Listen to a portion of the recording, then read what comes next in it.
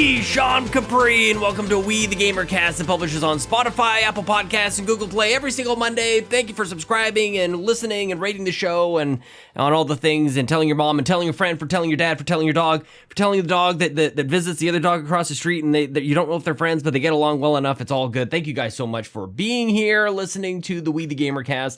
It's a show. Here's the thing, I thought I would give you guys a real good scream, because last week I did a thing, I thought about something, or I'm like, maybe this scream is going to go away. Maybe it was created in an era where I was slightly less mature. I'm not, but like, am I more mature at all? Have I even matured even just a little bit since ever, let alone 2016 when we started this whole shindig? Wait, 2015. The first episode was with Seamus Mullins, December 2015. Everybody knows this. We're coming up on that anniversary very, very soon. But if you're new, if you weren't there in 2015, here's the deal. Every week I have sweet hangs with a stranger or a friend from the internet. We talk about life and video games. And if you want to be on the show, or if you just want to tweet at me, you can do it at Sean Capri, Sean like Connery, Capri like the pants. I'm working through some stuff, you guys. My body is sore. I'm anxious. I've got a whole bunch of things going on. I'm not gonna lie, but we have a great conversation coming at you very soon that I recorded last night as I'm talking right now. Talked to Dannoh, my good friend Dannoh. And he takes this thing in kind of like a different way, and I love it, man. We turn this show upside down, and I'm here for it. And so you guys will know what that means in just a minute. And for the most part, I wanted to talk to you about Extra Life. But before I do that, I want to give a quick thank you to everybody who supports us at Patreon at patreon.com/YumiCapri. Damn near 70 patrons over there, with a special thank you to our Capremium producers, Dallas Ford, Lee Navarro, the fearless leader of the Phoenix Overdrive Extra Life team. That's the team that I'm on. That's the team that you should be on. I'm going to talk about that in a second. And Jonathan Brown, the man behind the music on the Xbox Drive and the Nintendo Drive. You should support Jonathan Brown at youtube.com/PMENT. Wait. PMENT. Why am I trying to make that a word? Platinum producers Robbie, Bobby Miller, and Trucker Sloth. You guys are amazing. And all of our gold members, Argo, Benji Kong, Brendan Myers, Dallas Robbins, Dannoh. He's here today. Emily O'Kelly, Foolish Fuji, Joel Brooks, Jose Jimenez, Mac Time, Marcus O'Neill, Mr. and Mrs. Nasty Boots, RJ Kern, Skinny Matt, and Xavier Reyes. I can't believe you guys are all still with us. So thank you from the bottom of my heart. Thank you so much, everybody who supports at any level. Thank you, thank you, thank you. Okay. Here's the thing. My back is hurting. My head is hurting. I've had a headache for way too long. I got to do my stretches, man. I got these neck stretches this guy gave me. This guy, like a random person, a chiropractor who I haven't seen since I've started working back at home again. I'm not at the hospital. I'm not out and about. I'm not moving. I'm being stupid about it. I got to get myself moving again. But I'm excited because speaking of moving, I'm not going to be moving at all because I'm going to be sitting on an airplane on Wednesday morning. We got a red-eye trip out to New York City. I'm going to have a work meeting. And then on Friday afternoon, I'm going to take my train out to Rome, New York for Extra Life. It's here. As I record this, it's 7 days from now. Monday, it'll be 6 days, 4 days? I don't know. It's coming up. extra-life.org/participant/Sean Capri. All the things are in the show notes. I want you guys to please click the link, donate what you can, share the link. If you can't donate, share it, support it. We're going to be live at twitch.tv/Sean Capri starting at 10 a.m. on Saturday, November 6th. I'm going to be live from Rome, New York, as I said, with dozens of other people all around us. I'm so looking forward to it. And I guess like some of the anxiety I might be feeling is just trying to live up to what Lee is building up for this. Like what he has created is so awesome. It's so momentous. It's these things that kind of like build up in your mind, and I just want to do good. I just want it to be great. I want us to have a good time together. I want us to play video games together. I want us to raise a boatload of cash. I want to be able to stay up the whole 24 hours last time I did it.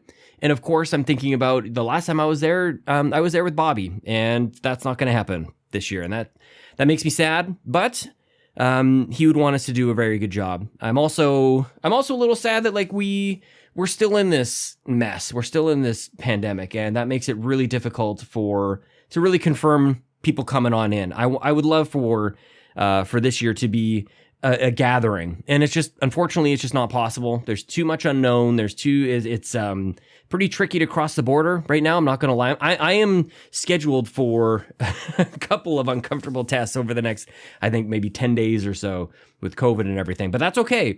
It's all going to be fine. But I'm very, very excited for Extra Life. I hope you guys are too. Donate what you can, share it. Come join us, hang out, twitch.tv/Sean Capri. We'll be in the Discord chat the entire time, basically. So if you want to jump in, if you just want to listen, if you want to chat with us, if you want to hang out, if you want to play games, please let me know. I'm in the gray zone right now, and I don't know if there's a better way to do it after so many times of doing Extra Life.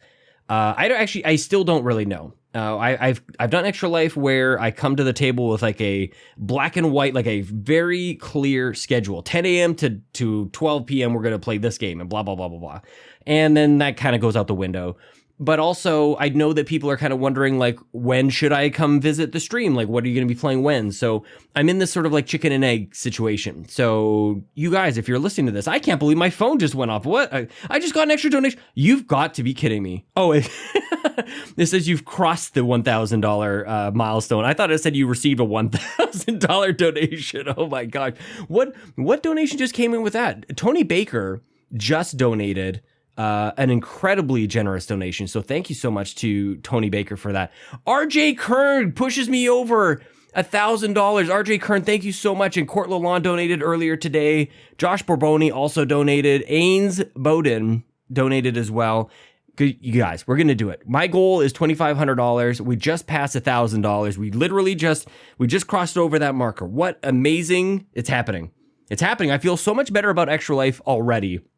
Like I said, I don't want to let Lee down. I don't want to let the kids down. I feel like I hold myself to a very high standard. I do this for a living. I fundraise for a living. Like, I probably should be pretty decent at this. Prizes are coming. That's the other thing I wanted to say. One thing that I will be giving away, well, actually, I've got two things that I can tell you that I actually haven't even updated my website on. The first thing, I will be buying this. This is out of my own pocket. We will give away a Xbox Series controller, the Design Labs. It's the Xbox Drive design. We call it rubber. It's green and black. It looks really, really nice. It'll have the inscription, the Xbox Drive. We're going to give one of those away.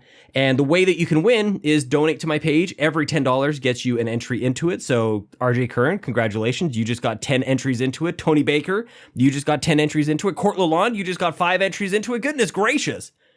So there you go. Prizes are coming. We'll have games to give away. We'll also give away bundles of Xbox codes. We got tons. We have so many games. So what I think we're going to do with the Xbox codes is have like mystery packs. So we'll probably have bundles of 25 games. We have so many games, you guys. So some of them are going to be good. Some of them are going to be, who knows? You might not even have heard of some of these games, but we're going to give away a whole bunch of stuff. So man, we are turning it on. I'm sorry this is a bit of a longer intro before we get into my chat with Dannoh, which I promise you it is worth it. But Extra Life, I take this so seriously, and it's about the kids. It's not about really anything else. I'm actually not even going to tell you to go to Patreon today. Like, go to Extra Life, and really for the rest of the week, that's what we're doing. We're focusing on that. The Xbox Drive, if you guys listen to that, we're going to have a guest host over there because I'm going to be flying when we normally would do this. So there's actually not, there is so little time between now and when I fly out. It is ridiculous. I'm going to do this. I'm going to post it to the internet. Then I'm going to record Sweet Hangs, which is an exclusive podcast if you support Patreon, but I'm not going to talk about that. Talking about Extra Life. In any case, you can tell my brain is kind of all over the place. I appreciated Dannoh so much. We also were supposed to record this earlier in the week and we moved it to Friday, and I appreciate you for that, Dannoh. And he kind of came to the table with notes, which I really appreciate. He hits me up on Discord. He's like, I'm going to pull a Donnie, and I have some notes. I have some things we're going to talk about. So I'm like, that's great. If people want to do that, by the way, if that's like the future of We the Gamercast, then let's do it, man. You guys come up with the topics, then I'll just be here and go along for the ride. I could be open for that. That sounds super fun for me. Okay. I think that's probably all I've got to say to you guys right now. extra-life.org/participant/Sean Capri. Let's bury everybody who tries to beat me at fundraising. We're going to bury them alive. Those sons of guns. Yeah, reach out to me, you guys, and let me know what you want to play. We're playing games together for the most part, unless there's like, in the midnight hours, maybe I'll switch over to single player stuff. But for the most part, I think we're doing multiplayer stuff. Might even have a game that isn't out yet that I might be able to show you guys. Might have something a little bit there. So there you go. Here we go. Why don't we just jump right into it? My good friend Dannoh coming back. I think we're going to do more of this for the rest of the year, where we have people who have been on this year or in the past. We're coming back. I have my next guest booked, who is a somewhat of a stranger, somewhat of a new person, and I think that might be it. And then we'll probably be having people returning. So let's just jump right into it. My good friend Dannoh.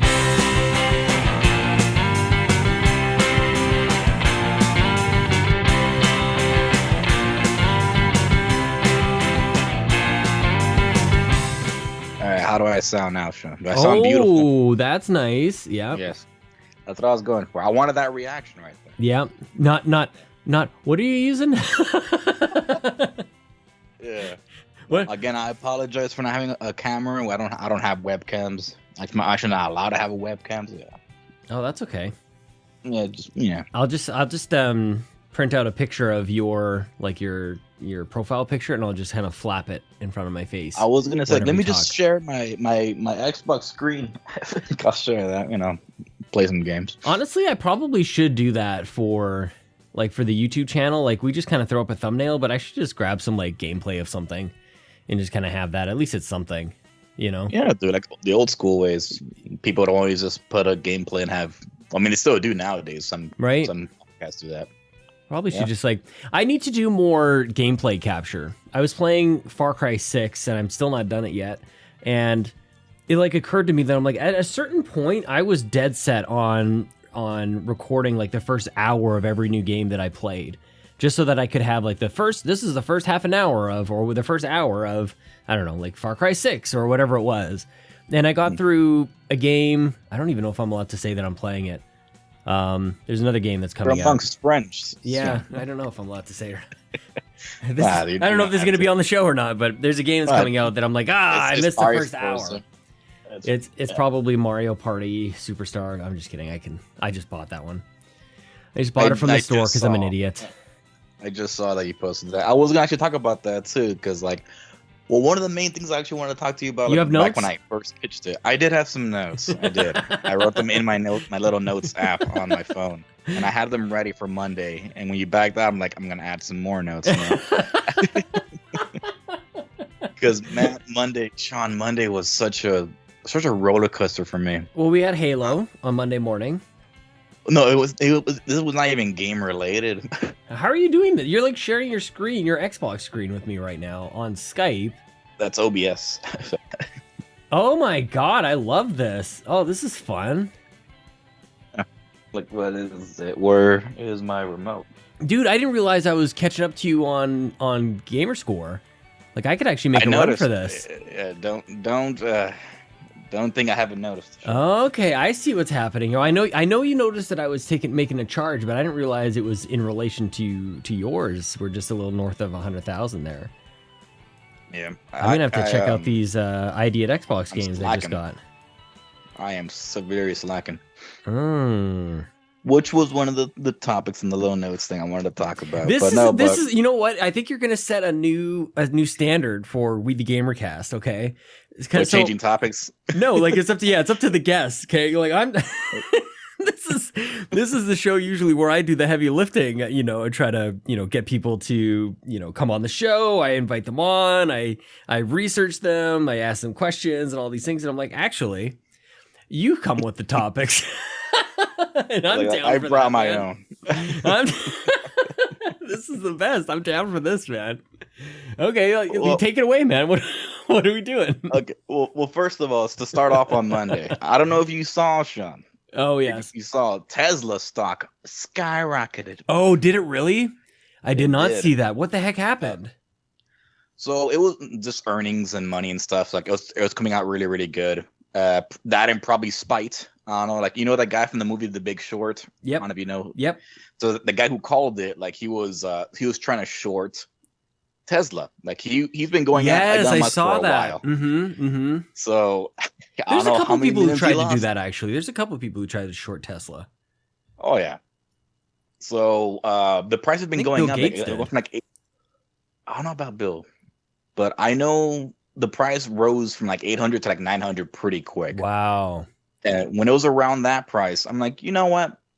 It's kind of steady right now. Mm-hmm. All these rumors it's gonna hit $1,000, and like with the earnings and even some other companies like, hey, we're putting the price at $1,000. So that's what we're valuing this company. I'm like, all right. So I bought a call option. I think I've already told you what a call option is. Basically, like you're placing a bet that the price will go up. Yeah. And you can choose which price it is. So I chose $1,000. So about almost $200 just to place the bet. Right. Wow. And I placed it Friday morning, right when it opened. It was around 890. It was around like 898. So it rose to like 906 for like a couple of hours. The thing is, it devalues really quick. So unless it skyrocketed, you know, like whatever. So I think about after 2 hours, it kind of hovering around like 904, 905. I'm like, fuck, screw it. I'll just sell it for like $50. Like, all right, you know, it was around $200. I made like 25%, 30% profit or whatever. So I sold it, Sean. Yeah. Oh no. Monday. I'm looking at it now, man. Monday, the news breaks. Like, oh, Hertz, you know, the company that does all like you can rent a car type of thing. Mm-hmm. I don't know if it said 100,000 shares of Tesla or 100,000 Teslas. Either way, it was really big news on top of like just really great news. And when I woke up, I was like, God damn it. So, and I saw what it was. I saw what the so just so you know, when it opened, it was like around like $1,000, no, around like $956 or whatever. Yeah. Everybody who I knew was like, I sold. So they got like $900. And I'm like, $900, like damn it. like that totally beats my 50. An hour later, it's already at $1,000, like $24. And I see what the price would have been. It would have been like around maybe $8-9 grand. Like again, so if anybody had held an hour later after it opened, because everybody was like, you know, everyone was scared. Why are we moving so extra hour later. Oh my gosh. And I was like, oh God, like $8,000. I was like, oh God. That's a lot of money, man. Like, that's a lot of money. That's a lot. Like, I don't know if it's, I think it's like, I'm looking at it right now, and I don't know if this is Canadian prices. It's like $1,100 a share, man. That is US prices. Oh my God. So I could have held out the rest of the week. And I told myself on Friday, I'm like, you know what? I'm gonna stick to this. Nah, I didn't. Especially for such a small bet, you know. For just a small bet, and I could have won huge. Sean, if I had won that, Sean, I'm like, Sean, upgrade your ticket to first class. We're going straight to Rome, not even to New York, where you have to go to work. Like we're not taking the train. Oh my God, I actually can't wait for the trade. But you're right. Like, you can't just like give away money. You can't give away winnings like that. You got to treat yourself. No, that would have been like, this is my victory thing. But no, I mean, now I'm just fantasizing about that. I mean, again, so that was my morning. Dude, I wouldn't even know where to start with any of that stuff. Like, that's why it's, you know, this whole like Dogecoin and everything. Like, I don't even know where to buy it. Like, I don't even know where or how to participate in any of this stuff. And it sounds like, for the most part, people have experiences like you, like you just described. It's like coulda, woulda, shoulda, just missed out on $8 grand, or just lost $1,000 or something like that. It's like, I don't know, man. Oh man! And after the fact, it's so obvious. It's like it's such a hindsight is 2020 situation, right? Where it's like, how could I have made that decision when this is what happened, and it seemed clear that that's what was going to happen. Although that can never be the case. Well, and the thing was, I was going to buy 2 bets. But I did not have enough buying power at the moment. So I'm like, unless I sold some stuff which was gonna pay off eventually, which it did. Yeah. But not to that extent. Holy but even then, Sean. So I don't know if you heard, like I don't know, we're talking about stocks on a video game thing. Dude, but like, whatever, man. We're taking this show in a totally different place. So Donald J. Trump. Oh yeah, bastard. That guy. Mm-hmm. So like, you know how he's gonna want to open like their own social media platform thing or whatever, right? I didn't hear anything other than he wants to do his own platform. That's all I heard. Because of freedom and canceled and everything. Because he's off Twitter. I think he's still trying to sue Twitter just for that. Yeah, but good luck. no. Okay, so oh man, dude, the market was crazy because anything tied to Trump or any association supporting Trump, they were just skyrocketing prices. What? But his own company though, like it opened up on Monday, and I think it's called like DWAC, Digital World of something. I don't know. And I'm like, moral code. I'm like, I'm not gonna buy any of this, but maybe I will. So I saw it going down, and I'm like, in my flashbacks, I'm like, this guy had casinos, he had airlines, he had steakhouses, they all crumbled, they all sucked. I'm like, I'm not gonna touch this. So they were around like $10. I saw it go up to $17. And again, like I just missed out on Tesla. Talk about like $200 some. I'm like, I could buy like 20 shares if I wanted to. I'm like, nah, screw it. And then like some of my buddies are like, DWAC. I'm like, what the hell's going on? So I turn around, like $40 now. I'm like, well, for sure it's gonna go down. Now it's down. Yeah, I couldn't go any higher than that. Like, I can't go any higher than that. Like it's gonna. You already Googled it. It's got to consolidate. You know, it's got to consolidate. You know, you can jump in, but you got to consolidate. You got to wait for it to kind of whatever. I completely forgot about culture. Like that. And I mean by culture, I mean like cults, like cult memes. I forgot like the cult like followings that this man has. Oh, I see what you're saying. So like 2 hours later, I'm like, this thing's like $100. I'm like, God. Yeah. Like had I just those $200 could have been like $2,000, Sean. Oh my god. Now again, like the next day it started going down. But even then, even if I got in at $40, if I bought like 2 shares of that, come in like with another $50, $100, either way. Have you ever like actually had a win out of this? Like, have we? I don't know if that's something you want to share. Like, have you ever had like one of these things kind of work out and you're like in a big way?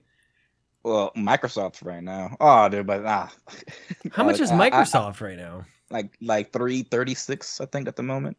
Man, it doesn't. I guess it makes sense. Like it depends on just how many shares are available, right? Because that sounds like that's not as good for Microsoft, but they probably have like a few trillion shares out there.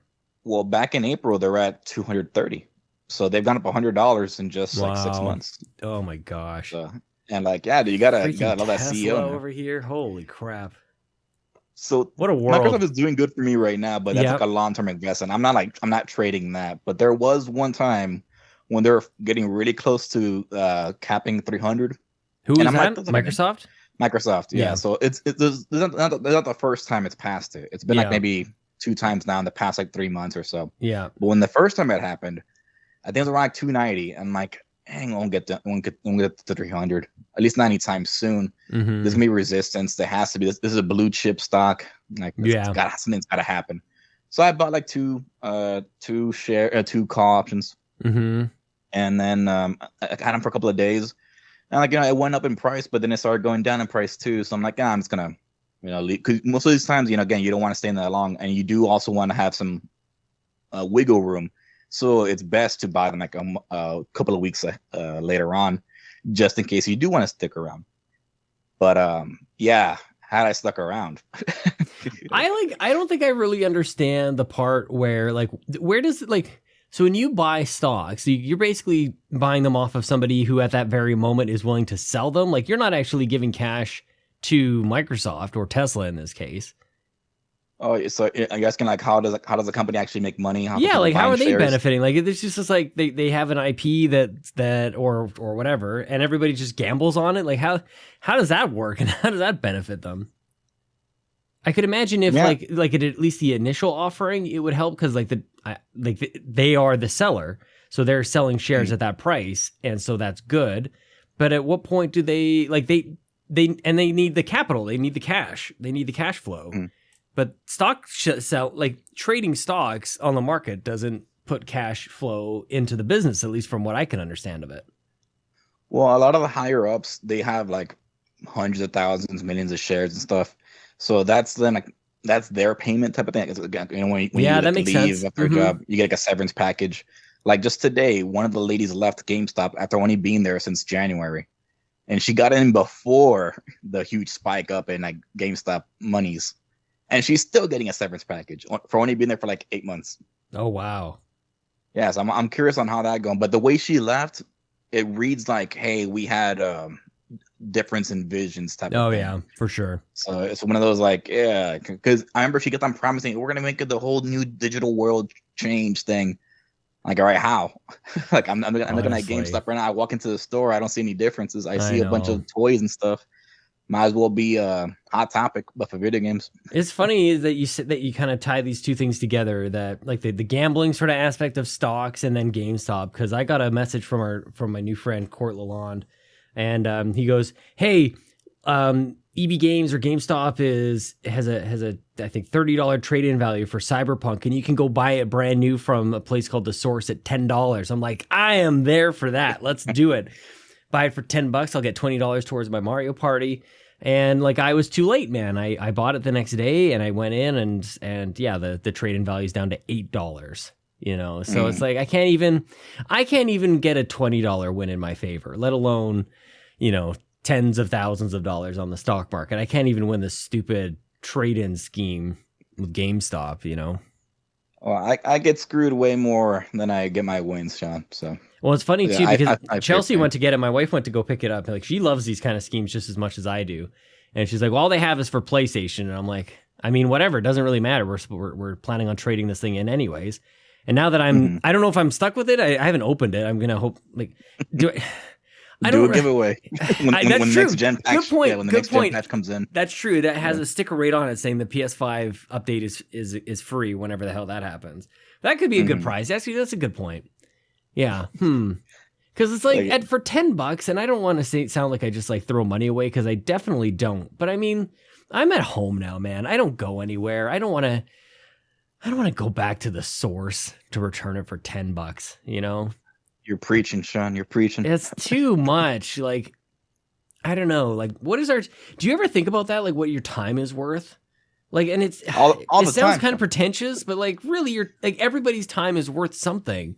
You ever think about like, what are you doing to get like $10? It's sort of like they talk about this with like billionaires and like how much money would have to be sitting on the ground for them to like take a moment to just pick it up. Sort of like, for example, for you and I, like just regular everyday people, if we're walking around and you see like a penny, probably you won't pick it up. And you see a nickel, probably not. And at a certain point, like you reach a coin or a dollar amount where you go like, oh yeah, like score, right? And then so it scales for like billionaires, and like the dollar amount, like the equivalent is like it's like hundreds of thousands of dollars or something like that. Like where they'll just like walk by $10,000 and just like, do you know what I mean? Like if that comparison makes any sense.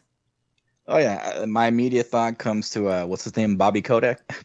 Exactly. Yeah. He got $150 million bonus, and they always like just fire all their employees every year. And now he's like, hey, to show good faith, I'm going to take the minimum that I'm allowed to take in the state of California. No bonuses, no nothing. And I'm wondering I don't know what his salary was before, but it would have been like probably a couple hundreds of thousands of dollars, or maybe $1 million a year. I'm not sure. At least I'm gonna say at least like just over salary, 100,000, right? Over 100,000, has to be at least over 100,000. I mean, there's no way. If you had the power, you would too, Sean. You know that. Oh, definitely. This is the thing, and the one thing that there's a huge sort of narrative against like the billionaires and the millionaires of the world and all this kind of stuff. And like the one thing that I will say is that nobody can imagine what it would be like and how hard it would be and how challenging and what you have to do to be a CEO of a company like that. Like, are you kidding me, dude? Like most of us struggle with like our regular middle, like just everyday jobs, let alone like running the show. Like it is so complex up there. I don't know, man. I wouldn't want the job, first of all. So if that means that they get to make a lot of money, like have at it. Cause I wouldn't want it. I couldn't do it. I don't think most people could do it, to be honest with you. It's probably the dream is. The dream is always to have like recurring money always coming in. Yeah. And while doing very little, you know, or like, or not doing as much. Yeah. Like you're kind of unloading yourself, but the machine's still going. Yeah. Yeah. I mean, he's obviously set, you know, it's sort of a thing that I guess I don't really understand. And maybe I'm just wired differently than the people who are up in that level, where it's like, if I had 1 year making $150 million, I wouldn't work another day in my life. There's not a chance, dude. It's like I won't make $150 million in my entire lifetime, you know? So if I had 1 year, like why keep working? If you just keep making that much money, like why keep working, you know? It reminds me of Ninja, the streamer gamer, right? Not the Ninja? What? Not the Ninja. But I remember when Microsoft shelled out $100 million for him to stream on Mixer. I'm like, dude's got it made. Yeah, just quit. Like, this is the guy some of my buddies used to talk so much smack to back in Halo. Yeah. Just during scrims and stuff. And then like I would see him streaming here and there. There's the guy I saw win one of the little tournaments at TwitchCon the very first year. Oh, really? And I kind of knew who was going to win, but I mean, you never always want to believe it, but just knowing how much time he put into the game, like, oh, he probably knows some stuff. And then my buddy's friend also won the first tournament because there was like 2 of them for H1Z1, I think so it was. Yeah, that was one of the first battle royales. Besides like DayZ, but that was a mod, so it doesn't count. Yeah, yeah. It was just before. Was H1Z1 like just before PUBG? PUBG, yeah, it was right before. Yeah. Oh man, dude. H1Z1 had a really great battle royale where like it was you and 3 other friends driving in cars, and like you would like pick up power ups and you shoot other cars in this one gigantic map, and it was so amazing. I don't know if it's still around, but I think I played like one of the first nights it came out. Man, but aside from all that, we're talking about the. You got notes. You got the notes, man. well, no, but back to Ninja. He made $100 million on just that one deal. Yeah, dude. And that guy's still like. He was still like, okay, I gotta make more, I gotta do this and that. Now again, it didn't really pan out for him, like because even his views were still going down in Mixer. Yeah, it's a Mixer. And then he got paid full. Yeah, he got paid full just last year. Yep. And I wouldn't blame him for taking like a week off or 2. Or ever, like we're tired, dude. Like, why even? Yeah. I just don't understand it. I mean, no, he's got to have Ninja underwear at Walmart. Yeah, he's got to have that. That must be intoxicating, though. That must be sort of addictive in a way. Like, how much more can I go and just ride it out until maybe the wave kind of falls? I guess maybe that's the idea. Because especially in any sports or esports or whatever, like that there's a finite time. Like at a certain point, either you might just be too old for people to care about you or for you to actually even be able to perform, or all those things kind of like come in. But when you rely on fame and fortune to pay the bills, like you just know that there's an end date. There's just first of all, it's so rare to even get to that stage. And it's even more rare to ride that out for a lifetime. Like how many Rolling Stones are there, or how many U2s or whatever, like fewer and farther between, like these stars who just keep going into their old age until they're dead. Like it almost doesn't happen anymore. Yeah, that's why I think one of my buddies, he was like, he's trying to get to like early retirement as soon as possible. He's like, oh, my hopes and dreams are like by the time I'm like 40 something, like I want to retire. Yeah. And I'm like, why? Like, why would you want to do that? Like, oh, I just gotta want to retire. His definition is like he doesn't want to work for anybody, which I can respect that. But even then, I'm like, dude, you'd be so bored.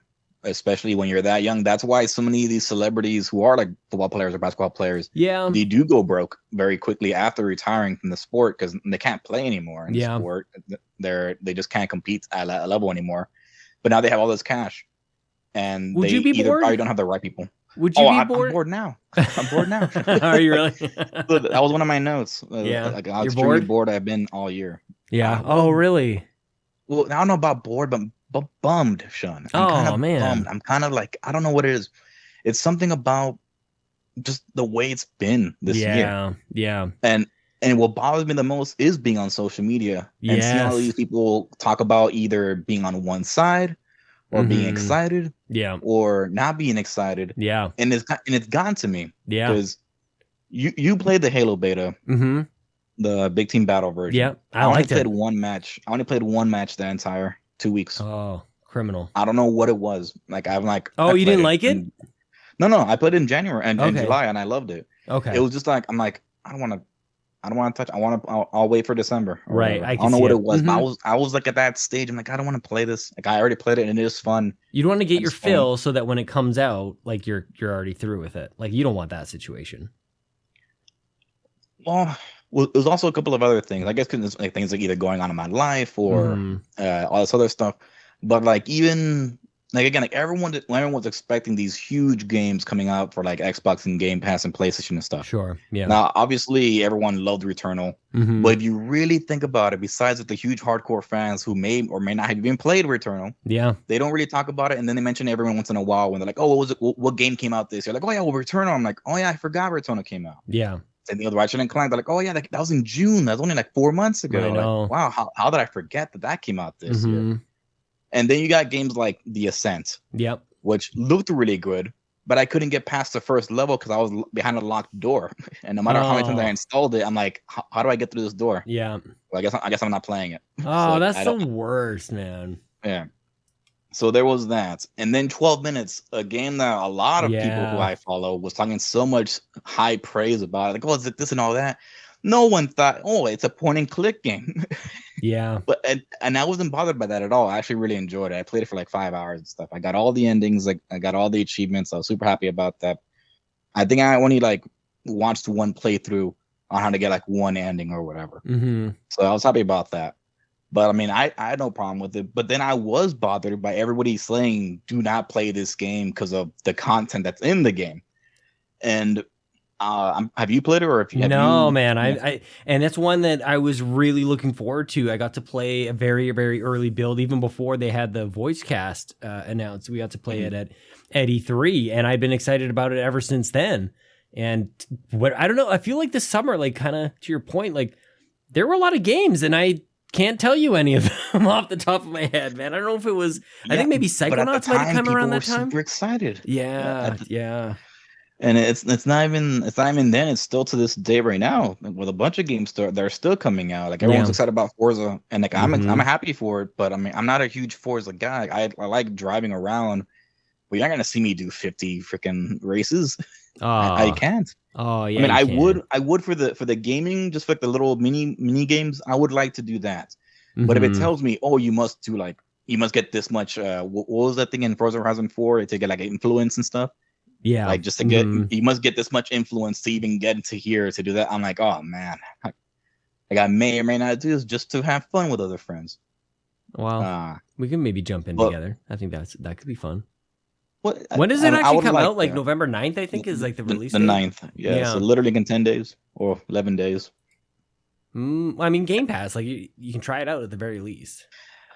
And that's another thing. As much as I love Game Pass, here's the thing, Sean. I bought like maybe 5 games in the past year. Yeah, and I know you've bought around the same or more, but strictly Nintendo. It's all in, dude. It's Game Pass is the best thing that ever happened to Nintendo. It is hilarious how much money I have spent on Nintendo this year. Like, and I don't think that there's any way that I would do. I don't think that would be so lopsided ever, because I'm set. My Game Pass subscription is like there until I think it's like May 2024. Like, I am good, man. I'm good for literal years. Just when, the games are actually going to start coming out, when Skyrim comes out in March 2024. I think mine's until January 23. Yeah. I could have added more, but I got so lucky. Yeah, I got so lucky because I think I bought 1 year.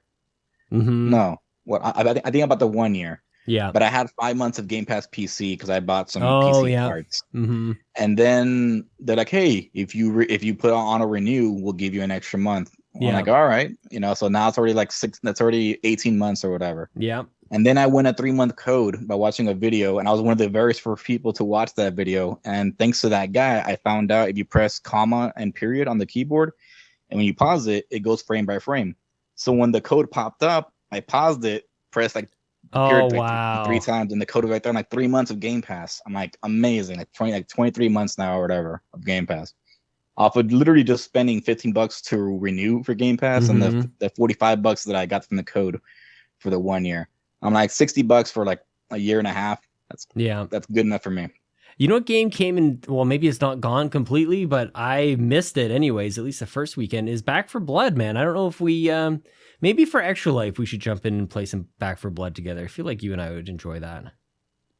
I enjoyed it. I played it with a few friends the other day. Yeah. I think when they first came out, and it was pretty fun. It's also it's kind of more difficult than Left 4 Dead for sure. Oh, really? Fun. I feel like people don't remember that Left 4 Dead was actually pretty challenging.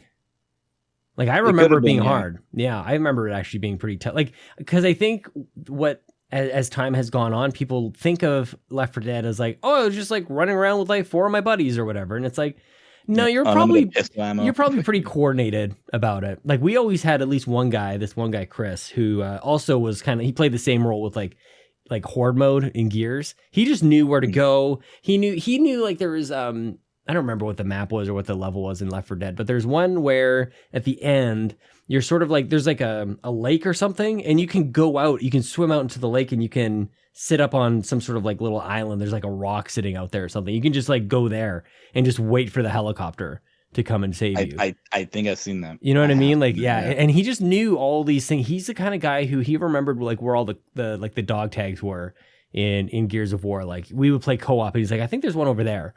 And he would point me, and he would shoot in the right direction. Like me.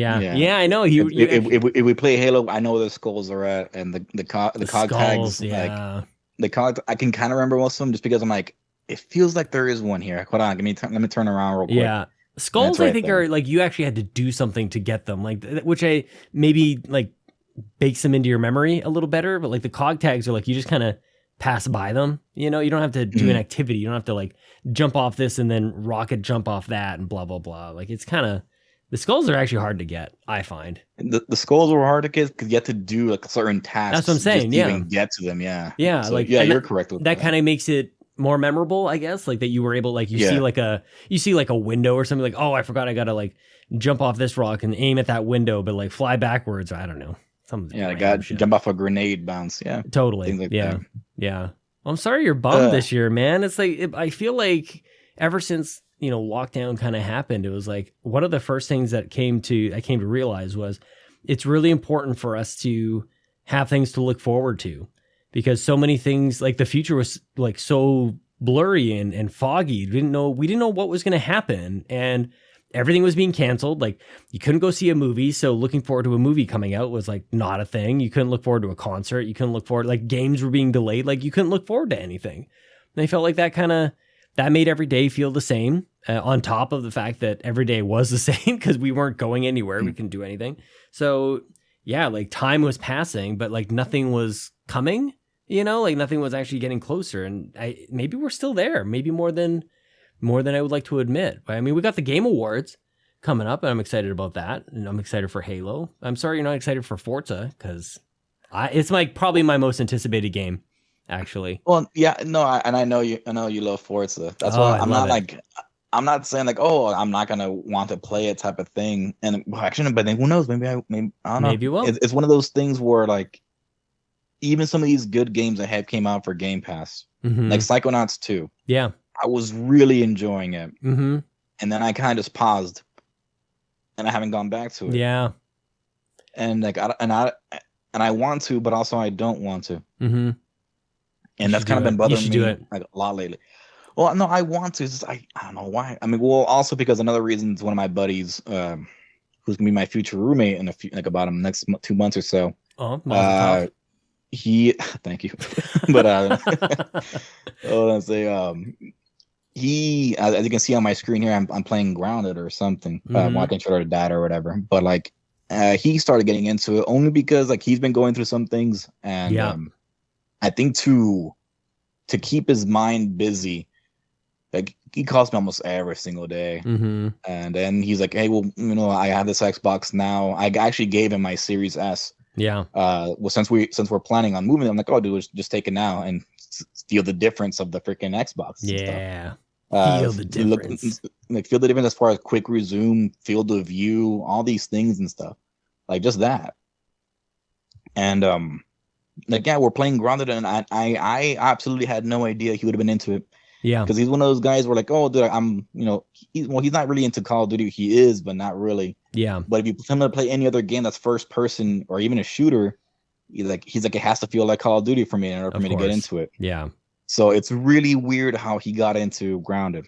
I guess maybe it's just the fact that it does remind everybody of Honey I Shrunk the Kids. Yeah, and it's different. Like in it, I don't know. There's a wondrous kind of thing about it. Like and it's fun. I feel like it guides you, at least in the early stages of what I played. It's like, go do this. It's not totally wide open, right? Like it's still kind of pointing you in the right direction, that you'll go do something and still have fun, but you can still explore. Like I think it did a really good job of balancing those things, rather than like some of those other survival games where you really can just like go in any direction and do anything. I'm like, that's too much freedom. I don't want that much freedom. Like, give me a little guidance here. I need some help.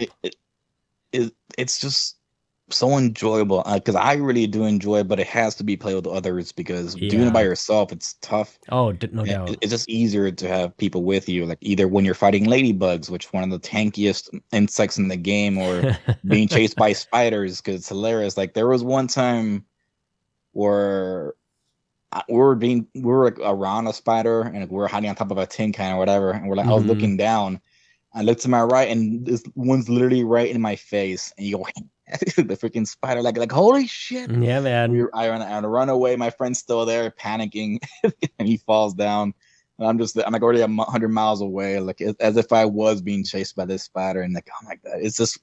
But you don't want to die because then you lose your backpack, which you can go back and get. But now you know there's still a spider just there sitting right on top of it. Backpack. Yeah, but it's so different, fun. man. Like we've all played a million Call of Duties at this point. Like all the shooters are, they're the same. I've always wondered, like, what does a shooter have to do at this point to really differentiate itself? Because like at a certain point, it was just levels. You're going from this level to the next level, and then you're playing for probably 9 to 12 hours, and then you're done. That's basically it. Now we're seeing open world, a little like RPG light elements, all these things kind of like bake into first person shooters. And that's why something like Grounded can come along and grab people's attention, because it's just totally different. And that's all I think every once in a while, like you have an opening for something like that. You just want something different. You don't want the same thing over and over again. I kind of want to piggyback off that just by a little bit about like what everyone's been talking about recently. And everyone can say, hey, dude, Far Cry's a fun game. Mm-hmm. But everyone who's played the previous Far Cry's, they will just easily tell you, oh, it's just more Far Cry. Yeah. It's just more Far Cry.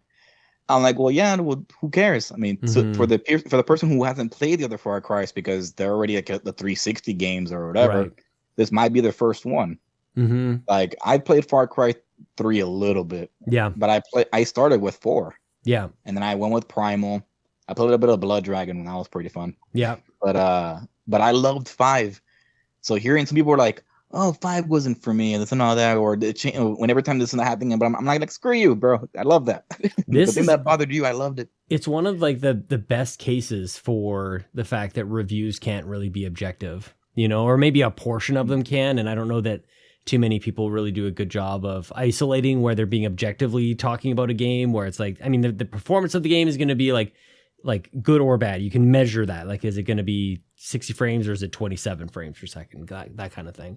But otherwise, like, yeah, so much of the subjective kind of brings it over. And that's where people get into really endless arguments on the validity or quality of a game. And it's like, this is all dependent on everybody's experience and their expectations. And even if you like, even myself, let alone going from person to person, like I could probably review a game in a different way depending on the time of year that I do it, Like a good example of this would be like Tell Me Why is a game that I chose to play that months after it was released. But if that was handed to me and they said, review this game, I didn't want to play it at that time. And I probably wouldn't have reviewed it very well. I probably would have been just like bored or just not into it, not invested, probably thinking about playing something else. And I just don't know how that can't be, that can't like seep its way into a review or somebody's overall impression of a game, It's funny because when you played Tell Me Why, I unknowingly was actually playing it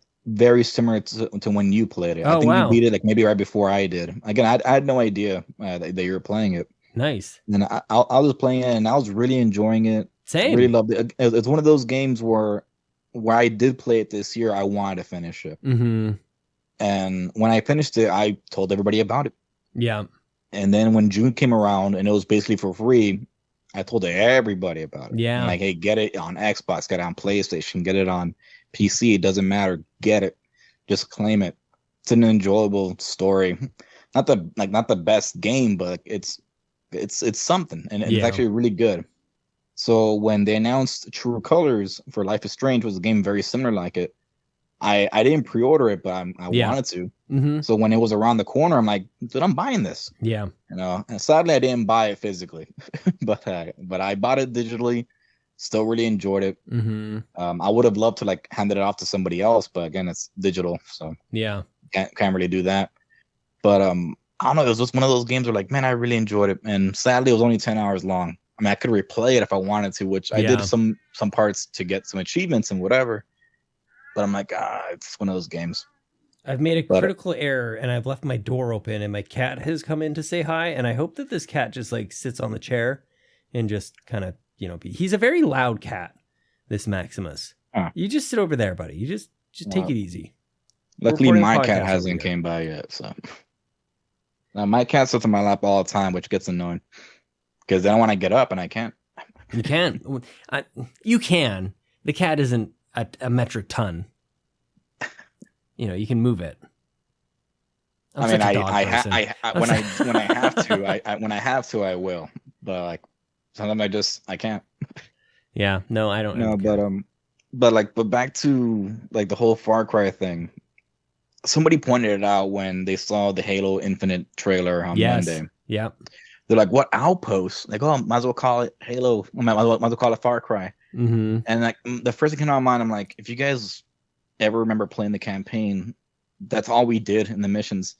Yeah. It was basically the same thing. We had to go to this outpost, take down this objective, go across the other map, which do the exact same thing, and then from there we can like get to one other point and get picked up or whatever. And that was just like a level or a mission. It's basically the same thing. It's just moments. They're creating like, these moments for you to. What would they call it in Uncharted? Oh man, it's the term is escaping me, but whatever.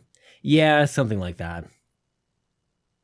Set pieces is what I'm dancing on here. Yeah, they basically are creating. And Halo, like the thing that I'm curious to see how it translates to the sort of open world is like that game loop. Like I feel like they were one of the first teams to really talk about that game loop, the 30 seconds, like something new is happening like every 30 seconds, I think it was. And it's like they actually were measuring that. That was a thing. So how does that scale to an open world is going to be really interesting. And this is a very catchy kind of notion. It's a very insidious kind of thought that people are planting out there in the internet. We're just playing right along. We're gonna take it. We're gonna talk about. We're gonna propagate it. That is this just Far Cry? Now it's like once you think about it, like you almost can't remove that thought out of your head. Now it's all anybody is gonna see, and I think it's gonna put people in a precarious spot when playing Halo. It's like kind of like Far Cry, I guess. And people had some things to say about Far Cry this year. So I think it complicates things completely unnecessarily, which is, I think, unfortunate for Halo. Well, I'm here to tell everybody you're all idiots if you think that. And you heard it from Sean Capri's mouth himself. He agrees. No, but I mean, if it has that little similarities with the whole outpost, just because they call them outposts, yeah, fine, whatever. I know, right? But like, I feel like. And again, whether I'm right or wrong, I really don't care. But it's one of those, like, I think it might be like Gears of War, where like that open world aspect, where once you get to a certain part of the game, that map becomes like open world until you do certain tasks or do certain missions. Yeah. And now you're on another part of the map or another world. Who knows, type of thing. I think it is mostly just in that Delta Halo thing. Yeah. But again, like even Gears of War, you were there too, but like just different seasons. Right. So well, I'm assuming it might be similar to that. Even some of the things I've talked to Ryan about on the Xbox Drive is I believe that the like calling Far Cry 6 just more Far Cry is like so reductionist and lazy actually that like we should be looking for the people who are saying that and just going like, how much of the game did you actually play? And how can you not be at least acknowledging, some of the differences that I think make a pretty significant impact on the experience that you have with it? And some of it's in the gear experience. Some of it is in even just the story itself and the villain itself and the location. Like, I think that there's a lot of things in there that make it quite different from game to game while still keeping it as a Far Cry game. Like, you kind of have people just don't. I don't know. People don't remember that. It's still a Far Cry game. Like, what do you want it to do exactly? Do you know what I mean? Like, it's still, I think that's still okay. What Far Cry 6 did is still fine. They're just, I don't know. They're upsetting people in completely. People get so riled up over Far Cry, man. I don't know what the heck it is. It's because I think it's because it's Ubisoft, man. I guess. I mean, maybe we'll see. I guess that's probably happening with Blizzard right now as well. But I feel like there was at least a brief moment in time where that was the game style that you wanted to play. You just wanted to get a giant open map and a billion things to do. And I'm not just saying that from like a subjective standpoint of like, I enjoyed it. I think that was basically the model that they rolled out across maybe 2 to 4 franchises for a number of years in order to fight off Vivendi and being taken over. It was like, it actually helped increase the value of their company, because they sold so many copies, because so many people liked it. And so for that to just flip, maybe it's a Nickelback sort of syndrome. Maybe they got too popular and it's the hero that stays around long enough to become the villain sort of deal. I don't know. Like maybe some of those kind of combined. And in which case, it's kind of boring how predictable those narrative arches are. You know what I'm saying? Like that's like really we're just gonna all watch something become super popular, and it becomes so popular that it becomes actually somehow cool to hate it. It's like, give me a break, man. That is so boring. It's so trite and stereotype and just predictable and ugh. Oh man, if I could choose a clickbait title, is Right? Far Cry the Nickelback of video games? Right? Yes. I think I'm always so looking popular, for that. but it's cool to hate on it. Yeah, because everyone else is kind of doing because that. Call of Duty hit that at a certain point too. I think at the end of like the 360 era, the PS3 era, as we're going into the new consoles, and I literally remember thinking like Call of Duty's over on PlayStation. The PlayStation is the new home of Call of Duty, and I remember me and maybe a few others as well going, good. Like, who cares about Call of Duty anymore? Like, that's not a big deal. And as it turns out, they were just getting started, man. They had a gigantic generation after Warzone Ghost, really seriously saved them. Oh, But yeah. I think it was that, and also sadly, but the downward spiral of Halo, because that was the console esports game to play. Yeah. And then when Reach came out, they're like, dude, we don't want to play this. And they're like, hey man, we've been playing World at War. We've been playing Modern Warfare. Oh my gosh, World at War. We're playing all these pretty good games. And yeah, their esports is not that big, but I mean, look at their YouTube scene. Look at the people who doing quick scope montages. Look at this little thing, whatever. And then once the esports started kicking off, I mean, that's when it kind of went really big. Not that everyone wanted to be competitive gaming or not, but they wanted to get in that whole YouTube thing. And look at FaZe now. Now they're projected to be a $1 billion company. Honestly, yeah, it's wild, man. It's funny because it all loops back to the thing that we started talking about. It's like some of these things are really hard to see coming. Like it's something that like when we're talking about stocks and everything, sometimes some of these things, some of these trends, some of these arches, like how high, maybe like is Halo actually going to be good? Is this going to be the return of it? Is Call of Duty, like, will that sort of falter at a certain point? Like I think we can read the tea leaves the best that we can, but really none of us know what we're talking about. You know, like there's no way to know. I would have predicted that Back 4 Blood would have been absolutely massive. And maybe I'm just not on the scene for it. I'm actually going to check my app here because Benji Sales does this a lot where he just kind of checks to see what's most popular. I think it's massive on Xbox. Yeah. I mean, maybe it is. There's lots of games that are not or I guess in our kind of community or in our echo chamber that we all seem to find ourselves in. And yeah, there's lots of games that people are playing that I'm just like, I didn't even know that anybody was playing that. Dude, like, that game SnowRunner I told you about. Yes, I didn't know totally. there was like 1 million people who love that game. And then here I am trying to get into it. I'm like, man, okay, how do I go faster? Like, okay, I had to have my friend, like, again, once you play multiplayer and you're just doing like little tasks, like, dude, I'm towing this beat up truck in the mud. I'm going across Alaska. Yeah. In a Hummer, gonna have to turn on all-wheel drive because the mud is just so thick and deep and just sliding everywhere. It's super fun. Because it sounds like a pain in the ass. Like it honestly sounds like, Death Stranding, yes. but with yeah, I mean, it sounds solo, yes. But when you have your friend like yelling at you, like, "Hey, hurry up!" No, I love it. Yeah, that's just it. Games that bring people together, like they're so much better than just that. Or they did all the hard work for you, so they have all the trailers and all the good vehicles. I'm like, dude, I can just get in there. And like, dude, it's so much fun having the cheat codes and stuff. These are powerful motivators here, man. On the Game Pass app, it says Minecraft is number 1, Forza Horizon 4 is number 2, Minecraft Dungeons is 3, FIFA 21, not 22, which. Right? Are we on to FIFA 22 at this point? Yeah. 22, I think it's coming out. Yeah. Already came out, I think. 21 is right behind Minecraft Dungeons. And then after that is Back 4 Blood. So they're 1, 2, 3, 4, 5. They're top 5 most popular on Xbox. So maybe, like I said, like it's literally happening right now and I can't even predict how I agree with that list because Minecraft Dungeons is such a fun game. It is so good, man. I'm actually, again, kind of surprised to see it up here, but yeah, I had a great time, especially playing with friends. This might be something I play for Extra Life next weekend. That could be a little something. I don't know. It's hard to plan. I think the reason why it's so the reason why it's so popular right now, Minecraft Dungeons, is because there might be like some kind of update for Halloween, as far as you know. Yeah, you're right. That's exactly what happened.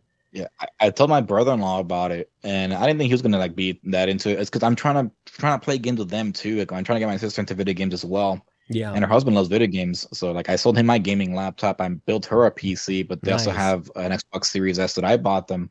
Mm-hmm. And like, hey, dude, let's play Minecraft Dungeons because they just seem like a lot of fun. It's a cute little game, but also like just addicting. I did not realize how addicting my brother-in-law was going to get into it. When we all had a vacation, a week-long vacation in the cabins, everyone was worried about me. They're like, oh, he's going to just not hang out with us. He's going to chill in the cabin, like watch Netflix because the guy who owns this place has Netflix in every single bedroom, which is his dream. And he's got a badass gaming room, whatever. So I'm just there like watching Jurassic Park or whatever. That's when I messaged you guys about the whole question about Jurassic Park, about the little annoying kid. So I was watching that, like, this guy's so freaking annoying. But like while I'm watching that, he's on the side on the gaming laptop playing Minecraft Dungeons because he's like a level 100 something. I'm like, dude, damn, like, Jesus, like I should have brought my laptop. Right? Like, I want a game now too. I was there getting jealous. And then that's when I first started playing was on them 12 minutes also. Oh yeah. Damn. And there's just too many games. This is just it. Like, how are we really supposed to like get in and enjoy a game when there's just too many? We're too distracted. You can't really have a good relationship with a game when there's so many side pieces. We need some monogamy with our video games, you know? This polygamous relationship we have with our video games, it's not right. It is it's not fulfilling, you know? Well, it's empty, it's shallow. Somebody pointed it out, and this is not like a call out to anybody. Maybe it is if they feel offended, but if the shoe fits. But damn. Like, a lot of people always say like, "Oh, there's not enough time for games. There's too many good games." I remember somebody just pointing out like, "Dude, there is plenty of time. It's just people are too busy talking about them." There is that. And that's not a bad thing because again, some people this is their job or it's what they want their job to be. Right. So, and I remember like somebody else like, I like wrestling, but I love talking about wrestling more than watching it sometimes. Yeah. Because like when you watch, you're like, oh God, like, oh man, they're going with this. That person's over. Like, what are they doing? Yeah. And then you reminisce about the good old days, and then you have like little backstories about what happened around that time. Yep. And it's just so interesting. I think it's a good thing to call out just to be aware of it, because I don't know what the right balance is of like playing games to talking about games, what that ratio is, but I do think that one enhances the other, you know, but it without being aware of that there could be too much of talking about it, that it could detract from your actual enjoyment of the playing of it, that you could get carried away pretty easily, I think. Well, there's conversations and then there's complaining. Having conversations obsession. Is good. There's the obsession of I just gonna talk in circles and find everybody who has an opposing point of view on this and just like copy and paste my argument that's counter to theirs and just starting shit on the internet. It's like, it's tired, it's old. We've seen it for decades at this point. It's like, let's try something new, you know? Well, speaking of trying something new, which wasn't new at all, but like yesterday with the state of play, right? Now I saw it. I was actually in Bad Bit's stream. Saturday I left because I think I went to go watch it somewhere else, or I don't know what I was doing, but I did catch a glimpse of it, and I was like, "What was that?" Yeah. Again, like, and I don't want to harp on it because I know Bad Bit even said like, "Oh, because a lot of people did say there should have been a blog post," which if it offends some people, like, "Hey, that's offensive to say it should have been a blog post." I'm like, no, I actually do agree. It should have been like either a blog post or like just post up trailers on the YouTube or something. It could have been propped up by like one actual big announcement, I think is really the thing. Everything else could have been like supported. Like, what was it? What's the big takeaway? Is it Bug Snacks 2 or the expansion or whatever they're doing? The expansion of Bug Snacks, which I completely forgot until I mentioned it right now. But like all I know from my friends who love the console wars. Yeah. Like, oh, Dead's Door is not on PlayStation, so wasn't that the only Xbox exclusive? No, and they misquoted. Wasn't the only Xbox Series X exclusive? I'm like, no, it's also on Xbox and PC, so it's not an exclusive. And yes, it was for Xbox, but yeah, it's Death's Door. But we still have the Ascent. We still have other games that are only Xbox momentarily. But what's the big deal of this now being multiplayer? It's on the Switch now too. Honestly, yeah. And like honestly, it is great that it is on the Switch because everyone did say, "I wish I could play this for the Switch," because it did feel like a really good game to play for Switch because everyone loves Zelda. Yep. I gotta finish it, man. I do have that game. I gotta finish it. Holy crap! Tunic is gonna disappoint people. I think. Unfortunately, that's my prediction. Hell no. Tunic is not. Tunic is not what people think it is. It's hard. Tunic is a Dark Souls game. No, that's kind of why I enjoyed it because Death's Door was not easy either. Can I tell you? I'm sorry. You mentioned Bad Ben. I just got to say the bit that, pardon the pun, the bit that Kyle pulled on Joe, that he in secret was playing Bloodborne to the point where he platinumed it and 100% of the DLC is one of the most epic things I've ever heard in my entire life.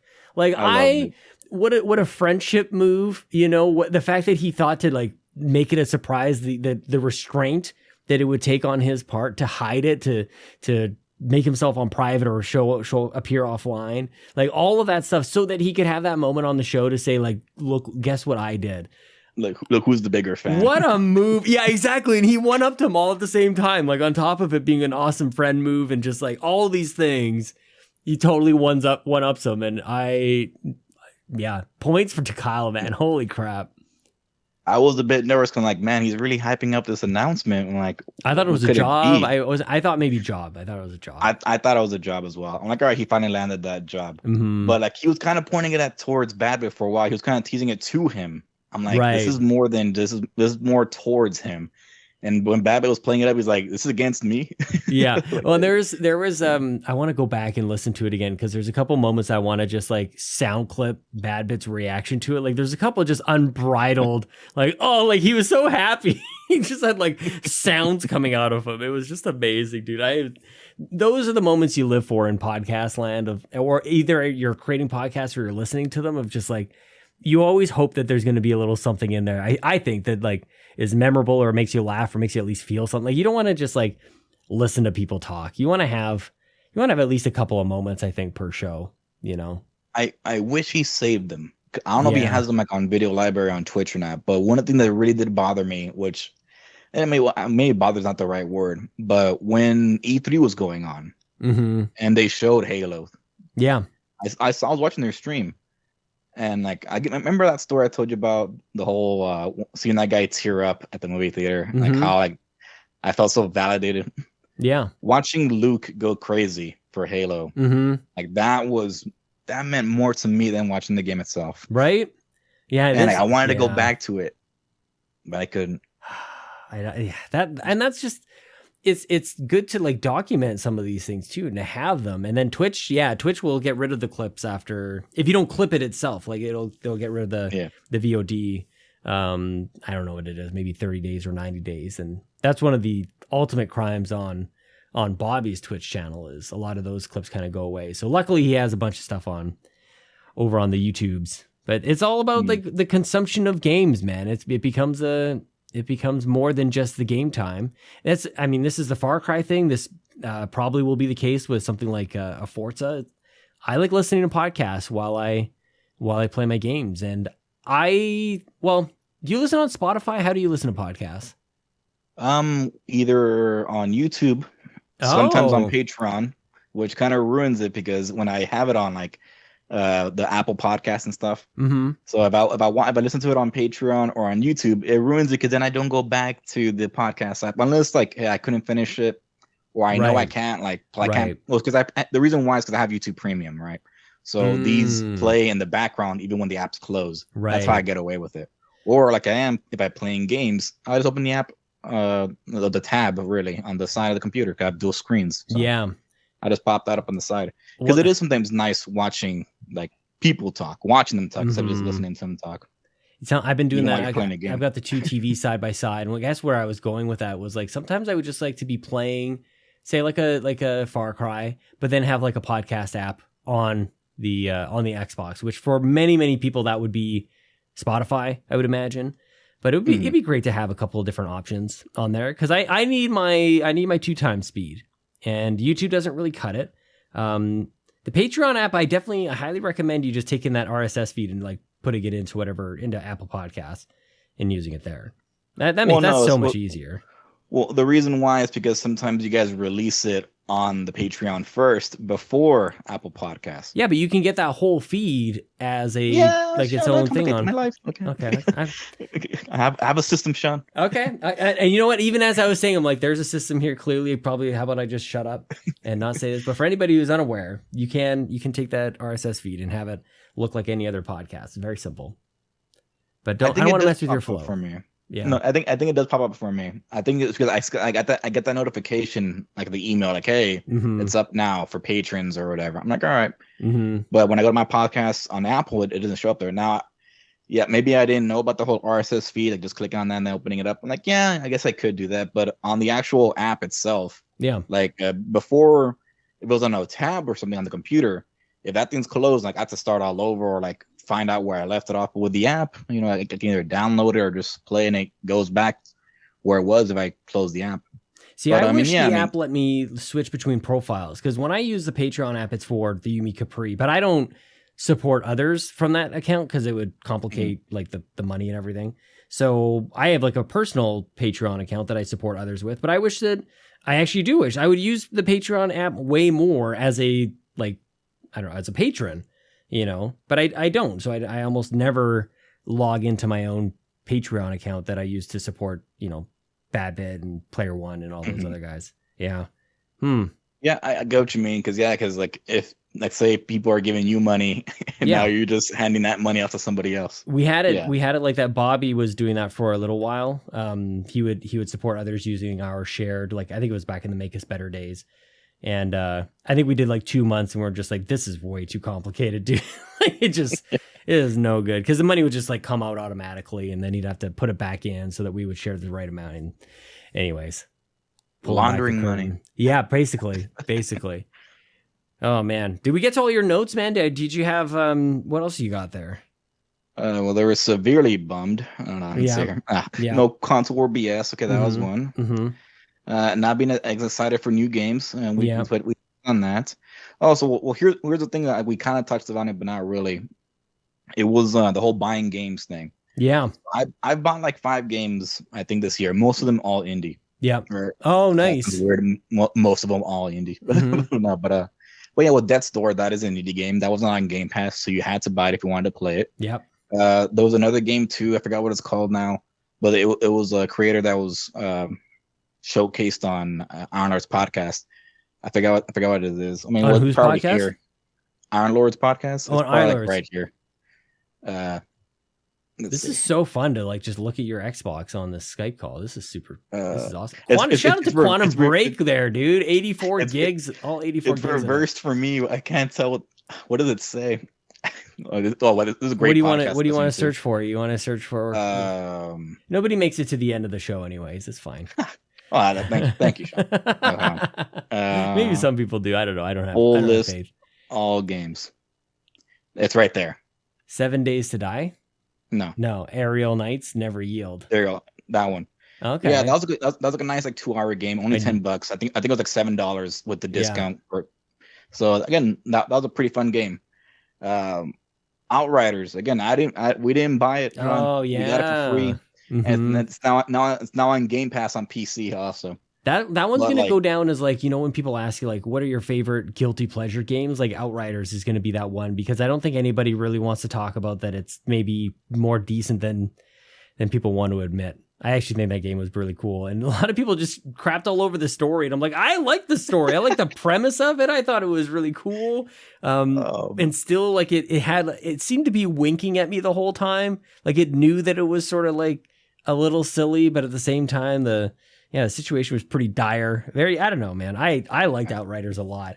And it does have that, it was a Game Pass game kind of thing that almost takes it down a notch. Like it was free. You didn't have to pay for it. You wouldn't have played it otherwise. Like all those things come to mind. And I think that sucks. I will say this to everybody. I would not have played that game if it wasn't on Game Pass. I wouldn't have either. And that's like, so like somehow that equates to or results in a like degradation of our opinion on the game, when really it shouldn't have any impact on that front. And it should only, provide polish to our opinion of Game Pass. It's like, here's a game that I don't know about you, but I had a blast playing. I didn't have any of the bugs that unfortunately, Lord Cognito had, where I think his dude was just like naked at a certain point. He had all his I had already beaten the game when that happened. I'm like, I'm not touching this. Okay. Right? Actually, I think I'm in the same boat. Yeah, I think I'd already finished it. I really enjoyed it, man. And maybe it was time and place, but I think that kind of stuff matters. It had an opening. That was a hot time for Game Pass too, because that happened, and then right after MLB, yeah, dude, it was It's an interesting time, man. We had the summer to look forward to because, like, hey, E3 is coming up. Microsoft Flight Simulator is coming up. Yep, that's when Ascent was happening. It's Psychonauts 2. Ascent was happening. Yeah, it was a time to be excited. Yeah, and in some ways I was, some ways I wasn't. But this game right here, Among the Sleep. So I played this like about a year ago, Sean. You play as the baby, and you talk to that little teddy bear. Scariest thing I've ever done. Yeah, I stopped playing it. I stopped playing it. Yeah, I think it's now. I think it's now free. Like I don't know if it's like one of those games for gold thing or whatever. But as soon as I saw it, I'm like, why am I this baby talking to the teddy bear? And it's like whispering. Almost sounds really evil things when my adult mother comes to visit me in my crib. I'm like, I don't know, it's really weird. But anyways, no. Well, back to the whole buying games thing. Like, during this whole state of play thing, I want to go back to that as well. I saw some games I liked. I mean, yeah, Death's Door. Like, I mean, obviously, I would tell people to buy the game because that's the only way to play. Buy it. That little game, the Devil Inside of Me. I thought that game looked really interesting. Even that Oceans game or Moon game, whatever it was. I thought some of those games looked interesting. I didn't think any of them looked like really. Am I gonna buy these games? Yeah, and that's what kind of got to me. Where like, yes, these games are being showcased in case people who are interested in it. But to me, none of these games were like, oh, I would buy that. Yeah. Very few of them were like, oh, I would try it. I think a game on its own is hard to like. It's just you don't have that same walking through a Blockbuster as you used to. And you're like, you're just gonna rent one and bring it home. Like there's almost too many to even make a choice. First of all, and that's why I think like podcasts have become so popular because people are looking for that little extra. I played it and I enjoyed it. Like just bringing some context to it because otherwise you're looking at a thumbnail and a title, and for the most part, some sort of franchise or IP that you've never heard of before. You know, like this Never Yield game is actually, I was just checking my emails. We have a copy of this game. We got a code of this game back in May or something like that. And I would have, just like I do almost every week, we get a bunch of ID at Xbox games and I flip through them and if I hadn't heard somebody talk about it, like, how do I know to try it? You know? So it's really hard, I think, just on that, whether I'm going to get it for free or especially if I'm going to buy it. You know, you gotta allocate some sort of decision making to something that you really don't know much about. So how the hell is anybody expected to do any of that? Yeah, and I think even before like Game Pass or even PS Now or whatever came around, I think we all kind of had that thing where like, hey, I'm gonna buy a game, but it's not always gonna be a brand new game. Yeah, or not at least not a release. I'm gonna get like maybe 3 months from now, or it's always a whole Black Friday thing, or even like a Labor Day weekend deal, whatever. Buy two, get one for free. I get ridiculous with these stupid Black Friday sales and the holiday sales, and like I just picked up. I'm seeing on your screen here too, like the Batman, the Return to Arkham, like that whole set. I just paid like $12 for it, and I just got all of them again. And I'm like, I have no intention on playing that anytime soon. I don't know, like why did I feel compelled to buy it, but I did. It was like, how can't afford not to buy it? It was such a good deal. I think a few years ago, both these games were like $5 for the bundle. Yeah, I think so. There's two bundles. One of them is just the 360 games, and then the other one I think also includes Arkham Knight. So that's the one that I ended up getting, and I'll do that again this holiday season. I'm sure, you know, totally unnecessary purchases, and just to have them. But also on Xbox, I feel like there is that security that the games will come forward with me. You know, that I don't really have anywhere else. So that has a lot to do with sometimes when I'm just going to be buying games. But I think that just sort of like the topic to explore of how does one make a decision on what games to buy or try, I think is like fascinating. I think that's like at the heart of like gaming marketing, to be honest with you. Like what motivates one to go like, I'm going to try this one and not that one, or I'm going to buy this one and not that one. I'm going to stick around with this one. I don't know. There's a lot of pretty critical thought, I think, that can surround a lot of that stuff. It's kind of why I do enjoy Game Pass a little bit, because if anyone does the whole reward points thing, they kind of like tell you like, hey, dude, try this game out, play this game, get some many kills in this game. So it makes you play like games like Outlast 2. Yeah, it'll make you play games like Costume Quest 2, which I still have a save from like 7 years ago on cloud. So when I went to go play that game, I think like about a month ago, it's like, hey, get 100 candies or whatever. Which sadly I only got 98 before the time expired. But yeah, you're right. Costume Quest 2, collect 200 candy, you get 50 points. Hello Neighbor is on there right now too for a quest. Yeah. Look at that. So the little things like that were like, hey, try out this game that is on Game Pass. So like, oh, I might try it out. Yeah. And I got the whole, hey, it's leaving soon. Like the Katana Zero, I wish I would have finished playing that game. And like obviously, yeah, like, oh, you could have bought it. I'm like, well, yeah, that's the thing, but I'm glad I played it. But it's not one of those games that I probably would have bought. Like there are some games I would have. Yeah. That one just wasn't one of them. Yeah. I mean, this is really the reason I think that you don't have a demo anymore. Most games don't have a demo. Like there's just so many other ways for you to make a decision on whether or not you're going to buy a game. But at the same time, some don't quite make it. I think it's fascinating, man. There's a lot there. Goodness gracious. And I remember I had asked Luke, but I don't think he understood what I was asking. It was like months ago. It was for his podcast, obviously. How dare but you? It was because I didn't want to say, I just asked him, like I talked to Luke personally. But no, it was one of those in like, hey, which game on Game Pass would you have actually bought? And he's like, oh, I bought, Forza and all that. He's like, give me all these games, like, again, the Xbox, like, first party ones. I'm like, no, man. I mean, like, would you have bought MLB? I was hoping, I was kind of like asking in that sense, like, would you have bought Outriders? Would you have bought MLB? Would you have bought Back for Blood? Like, in these games? No, none of those games. Yeah, like, probably not. I'm so happy that they are on Game Pass to try them out, because again, like, while in that slump, which I kind of still am, I have so many to choose from. Like, I don't know if I even want to play them, but thankfully I didn't buy them. It's also time and place, too, though. Like, I have bought Rainbow Six, which is on Game Pass. I have bought Destiny 2, which is on Game Pass. I have bought Dragon Ball Fighter Z, which is like not a Sean game at all. And for whatever reason, it was on sale at one point, so I ended up picking it up. So it's not like there are games. I think it just depends on like at what stage are they in the game's life cycle. And when you say, would you buy them, do you mean on day one? Because other than first party Nintendo games, like I'm really not buying a whole lot of games day one. And I feel like that would be the case whether I would be getting review copies or not. I think that really Nintendo games are the only ones that in my mind make sense to buy day one, because they're the same price today as they will be in 3 years. And that's just the way it is. Aside from maybe like a 20% discount you might get at like Black Friday, in which case for me, I'll just play the game now rather than wait for like maybe 20% off. Like not big of enough of a deal. But for pretty much everything else, I can wait for that game to go to like $10 because I've got plenty to play in the meantime. So I just feel like that kind of changes things a little bit. There's very few games that I probably like really need to play. Maybe that's where Luke was coming from as well, because I default to the first party stuff from Microsoft as well, where I would buy Halo day one if it wasn't for Game Pass. I would buy Forza day one if it wasn't for Game Pass, and Gears as well. Like all those things, I would have bought those games day one most definitely. But the third party stuff I think is different, because I just don't know how many of those hit in that way of I got to like cancel school and cancel work and like take the day off and shove the kids back at their mom so I can play like this game on day one. That happens so seldom now. So I think that all kind of factors in when I think about that question.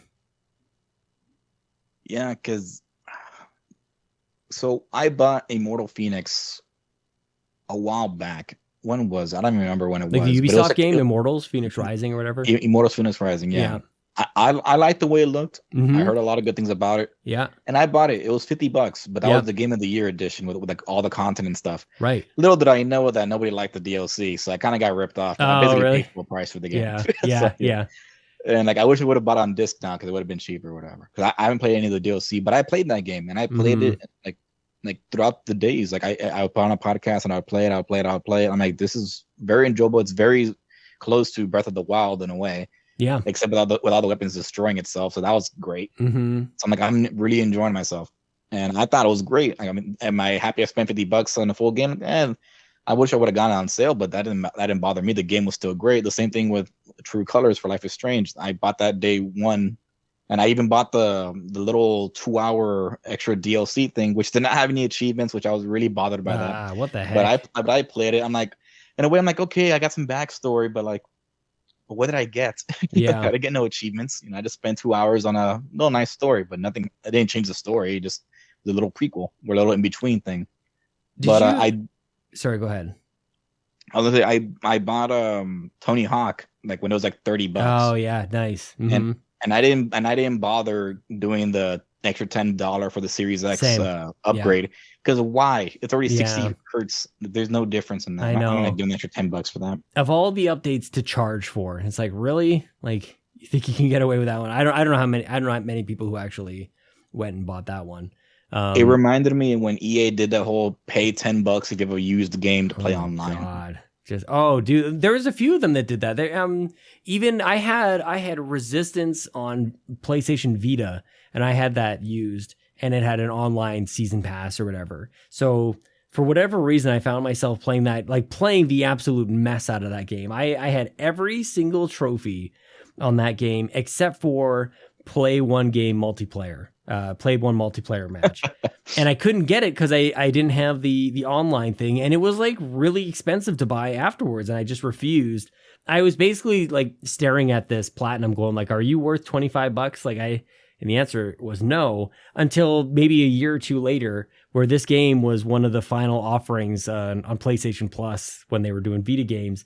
And it did include that. So I was finally able to jump into a game really quickly, get that one. It's a platinum I'm quite proud of because I feel like I really stuck with it in the end. Damn it, Sean, you ruined that story for me. I was like, we have something in common, Sean, and then you ruined it with your happy ending for me. I had a happy ending. I too had a game like that where I just needed one more achievement, which I could not play because the servers were taken down. Yeah. And so the one thing was play an online game, which I could not because this game was 3 years old and the servers were down. So what game was it? I just couldn't do it. NBA Live 06. Damn. Yes, I had the Dwayne Wade cover. NBA Live. Wow. Yeah. When will that come back, man? NBA Live and golf too. Like EA they could really use a comeback on those two fronts. Well, it's because it's the 2K Sports on, right? Isn't that 2K20? That's 2K22? True. That's true. Well, the Masters is the golf game that's coming back. So yeah, and then Tiger, I think it's the Tiger Woods is a 2K that'll be next year. So next year will be interesting for golf. I mean, Donnie's gonna have a heyday with all that. Is it still Tiger Woods? I thought it was that a McGregory or McGlory kid or no? No, well on EA, yeah. So but 2K last year they had like they just had the golf game with whatever it was called, PGA something. And so they've added Tiger. I thought it was Tiger coming in next year for 2K's series. And then EA's golf game is the Masters. 2K Golf Tiger Woods. Let's see here. Yeah. Tiger Woods Inc.'s long-term exclusive deal with 2K. This was last year. So I'm pretty sure this is the first year it's going to do I always get 2K and EA confused. Like I always think that they're the same being. Oh, just yeah. Like I keep forgetting that 2K is the name of the company and not just like the year. Like 2K. Oh yeah. It makes me think of BioShock. Everybody has like that, the intro to a movie, like New Line Cinemas. If you ever see that, like what movie do you think of? Do you know what I'm saying? Yeah. Like 2K. New Line Cinemas. I want to say I think of Dumb and Dumber when I see that. Nice. That's the intro. I just see the little frame, right? Like the frame. It's like black background, yeah, it's like blue light, and like the frame film comes in. Mm-hmm. The film frame, yeah. The still. I'm sorry. I think Ninja Turtles. I'm pretty sure that was New Line Cinema. I think I have all three of them, those movies as well. I have the first one on VHS, but there's some more on DVD. Oh man, I think of Dumb and Dumber all the time. The heck did those? What happened to their skin in Turtles 3? Anyways, oh man, the costumes got so bad. How the heck did we do? We're pretty much. It's already an hour and a half. We're pretty much there. We're there. Dannoh, I really appreciated what you did today, and I think we're gonna have to do this again. You keep taking notes. You keep coming up with topics. You hit me up when you reach a critical mass, and you're welcome back anytime, my friend. The critical mass is like when I completely take over the show. The critical mass is me. Like Sean, this is what happened to me today, and you're just listening. You're like, I'm down. I'm like a guest, like on Carlson or like Conan, and you're just like you're feeding me, but I'm telling you all the stories, and you're just like, what? I'm like, down. Go on, like you're just gassing me up. Funny that you should say that because there was early in the days of We the GamerCast, I was thinking about like the Conan O'Briens of the world, or back then I used to listen to, it's probably upset some people. I used to listen to a lot of Adam Carolla because like when I first started listening to podcasts, I didn't know where to start. And his was he was the most popular one. And that's where everybody, I feel like a lot of people started there. Yeah. It was Adam Carolla, Joe Rogan, Ricky Gervais, Kevin Smith, Mark Maron. Yeah. Kevin Smith. Yeah, definitely. So with Adam Carolla, he would have like regulars on a lot. And I thought that would kind of be a charming thing to do on this show. And that might be just what we bring on into 2022. It might be less strangers from the internet. It might be just a bunch of regulars. You're like, enough with new friends. Yeah. Like, bring on the old. But I can't even say that because like, you know, there's a lot of wonderful people we've met. I'm like sidekick, Sean. I'll say the things you can't. Yeah, no, that's not what I mean at all. It's like, but I know. It's fun to just kind of catch up with friends too. And my cat is still sleeping on my chair over here. He just wants to be around Sean. People. So before we go, Sean, I want to say, so this, and talking about cats. So the other day I was knocked the hell out, right? My cat would make at 3 a.m. all the time, but I was asleep. Yeah, I was knocked out. I'm asleep, right? And I look to my left and I see my closet door like close. And I'm like, ugh. Like I accepted it. I'm like, it's happening. Like whatever. Yeah. but I in my mind I'm like, no, this has to be my cat's. And then I feel like a little thing like just jump quietly like a cat would on my bed. And it starts laying down next to me. I'm like, okay, it was the cat. Fine. That's nice though. No. Again, my cat comes in at 3 a.m. and goes, I'm over here. Like he's so loud. Like I'm sorry I woke you up. Yeah. See how that feels? It's crappy when somebody yells in the middle of your sleep. Yeah. So you think about that. The story wasn't done, Sean. I'm sorry. No, I'm sorry. No, it's funny that you actually mentioned this. So again, like, yeah, my cat does that all the time. I've actually had like sleep paralysis before because of that thing. But no, so in the middle of the night, like about an hour or two later, I kind of feel like my cat's like jumping on top of me, like not like walking all over me, doing that little circle thing, but in a very large circle, like, and I'm sleeping flat on my back. So like my chest, my arms, and type of thing. And I'm like, okay, she's probably like going a huge round circle, whatever. And then when I kind of open my eyes, like maybe like about a minute later, type of thing, my eyes, I'm like, I notice I'm on the side of the bed, like on the side. I'm like, if my cat's doing this rolling thing, she would have to never have gone off my chest or body at all. So when I do that, I notice she's fast asleep to my side. I'm like, there's no way she got up. Like, what the hell is I feeling? What is that? Yeah. Yeah, because I can tell you right now, I felt it if I was being like pushed. I was being poked, like, you know how cats like little feet and stuff. Oh, little chills! What the heck? Like, it was just pointing. I'm like, what the hell is this? And it felt like my cat. Like, okay, it's my cat. But when I looked to my side, like my cat's is there, and on the side of the bed, I'm like, what was that? Like, what was that feeling that just felt? It's a perfect haunted story you're telling me here, as this releases right around Halloween. Yeah. All right, man. Well, good luck with your ghost situation in your bedroom or whatever is touching you in the middle of the night, man. Oh man, I have some pretty good ghost stories. So again, before when Snapchat first came out, when did you start using Snapchat? I never did use it. I never did use it. Good for you, Sean. Yeah. So when I was forced to get it because of a girlfriend or whatever. She's like, hey, get Snapchat, which I'm like, I don't know what this is. My phone's super old. Like, I don't know how it's going to work. Using all these excuses. So one day I was completely like working like 5 hours away from any family member on Thanksgiving Day. Yeah. And I had to work the very next day for Black Friday. So I'm just there laying down on the couch really. And like, this is my Thanksgiving. Like nobody's here. I'm all by myself, whatever. I bust out the camera and start recording. So like I'm recording like my living room and I'm like, this is my Thanksgiving. Like just like, you know, being bored or whatever. Now, I don't know how Snapchat works, so I didn't know how, like, hey, this is add to your story. I'm like, what does that mean? Yeah. I don't know what that means.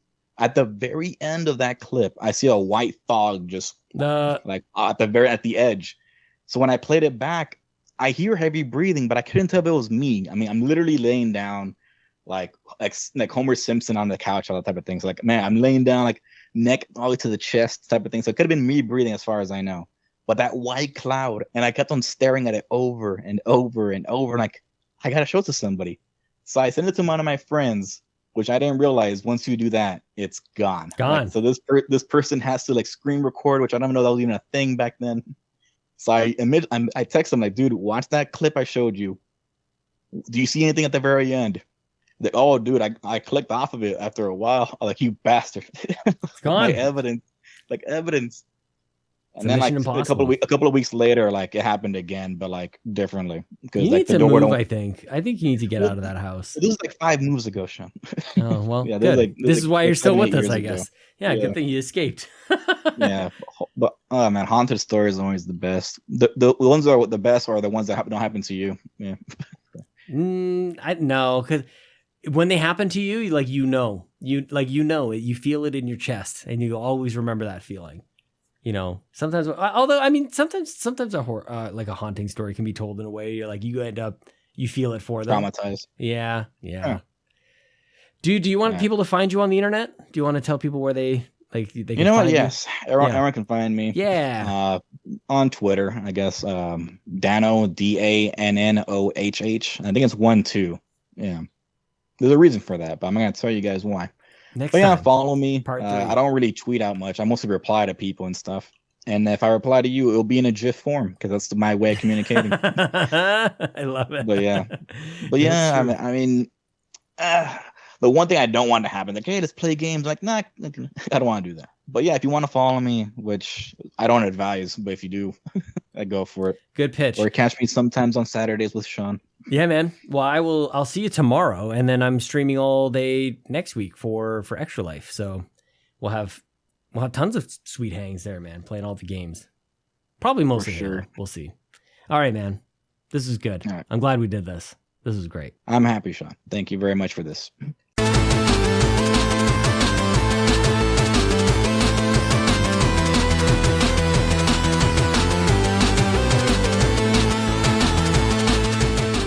Quick update as I'm recording this. More donations have come in. $1,100 has been raised. Thank you to Matt Sawinski of the PlayStation Drive and, of course, Burnout Brighter Podcast for the donation. Another, what is that? Another $40.36. It does a weird thing with the Canadian. I think that was a $50 Canadian donation that comes in at $40.36 US dollars. We're doing it. I got to chat. By the way, speaking of Matt, Ryan Turford and I, we met at in Toronto last week because I think I did this whole thing before my trip. So you guys, I didn't talk about my trip at all. Went to Toronto. Met with Ryan Turford. We hung out. I met with Matt Sawinski from the PlayStation Drive and from Burnout Brighter, and we recorded an episode of his show. You should go listen to that. It was we were in the same room, which, by the way, sometimes can be harder in terms of like technology and recording and the setup and everything. It's actually, I think, harder to do than Skype. You get the benefit, of course, of being in the same room, and that's all good, but we're kind of like, I was in a bed, and on a bed. Probably sounds really weird.